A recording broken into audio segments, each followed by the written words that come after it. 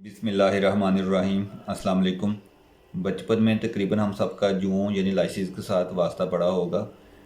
لائسیز صرف انسانوں کو افیکٹ نہیں کرتی بلکہ یہ جانوروں اور پرندوں میں بھی موجود ہوتی ہے، بلکہ جو جانوروں کے اندر لائس ہوتی ہے وہ سکنگ لائس ہوتی ہے، یعنی وہ اپنا جو بلڈ ہے، اپنی خوراک ہے، وہ ہوسٹ کے سکن سے بلڈ سک کر کے حاصل کرتی ہے۔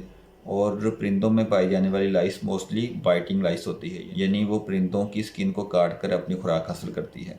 جانوروں، پرندوں اور انسانوں کے اندر جو پائی جانے والی لائسز یا جوئیں جو ہوتی ہیں وہ ڈیفرنٹ سپیشیز کی ہوتی ہیں۔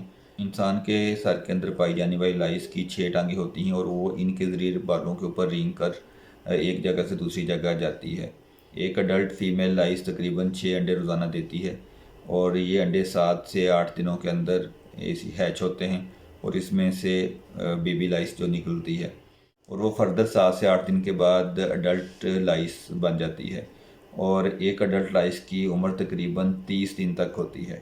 والی لائس 24 گھنٹوں میں تقریباً 4 سے 5 دفعہ سکین سے بلڈ سک کرتی ہیں اپنی خوراک کے لیے، اور جب یہ بلڈ سک کرتی ہیں تو اس وقت ایچنگ فیل ہوتی ہے۔ یہ عام طور پر 4 سے 12 سال کے بچوں میں زیادہ ہوتی ہیں۔ لائس چھلانگ لگا کر یا جمپ لگا کر ایک سر سے دوسری سر میں نہیں جا سکتی۔ ایک سر سے دوسرے سر میں جانے کے لیے یہ سر کا ساتھ جڑنا لازمی ہے۔ جو سر پہ لینے والی چیزیں ہیں جیسے دوپٹہ یا ہیٹ، کیپ وغیرہ، اگر لائس سے ان میں سے کسی چیز کو لگ جائے تو اس طرح بھی یہ دوسرے کے سر میں منتقل ہو سکتی ہیں، لیکن اس کی لائف یعنی انسان کے سر کے علاوہ اس کی لائف 12 سے 24 گھنٹے ہوتی ہے۔ اگر 12 سے 24 گھنٹے کے اندر اندر یہ لائس ایک انسان کے سر سے دوسرے میں ٹرانسفر ہو جاتی ہے تو وہ زندہ رہے گی۔ اس کی ٹریٹمنٹ میں وہ ساری چیزیں افیکٹیو ہیں جو پہلے یوز ہوتی ہیں، یعنی سر کو دے کے اس میں سے لائسز نکالی جاتی ہیں، یا کنگھی، باریک کنگھی کے ذریعے اس میں سے لائسز نکال کے ان کو مار دیا جاتا ہے۔ لوشن ہوتا ہے ایک جسے ہم سکیبیز کے لیے یوز کرتے ہیں، 5% پرمیتھرین لوشن، وہ یوز کیا جا سکتا ہے سر میں لگانے کے لیے۔ 5% پرمیتھرین لوشن پاکستان میں اویلیبل ہے، تو آپ نے اس کا ایک حصہ لینا ہے اور اس میں 3 حصے کوئی آئل مکس کرنا ہے اور اس کی سر میں مالش کر لینی ہے، یا رات کو سر میں مالش کر لیں اور نیکسٹ ڈے جو ہے وہ کسی اچھے شیمپو سے سر کو واش کر لیں۔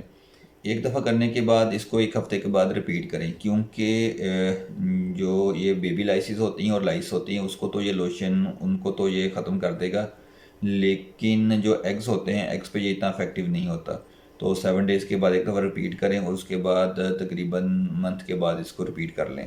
زیادہ خارش ہو تو اینٹی الرجک ٹیبلٹ بھی یوز کی جا سکتی ہیں، اور لائسیز کے لیے آئیورمیکٹن جو ٹیبلٹس ہوتی ہیں وہ بھی کھانے کے لیے یوز کی جا سکتی ہیں۔ جن لوگوں میں لائسیز کا پرابلم بار بار ہو رہا ہو یا زیادہ ہو وہ آئیورمیکٹن ٹیبلٹ بھی یوز کر سکتے ہیں۔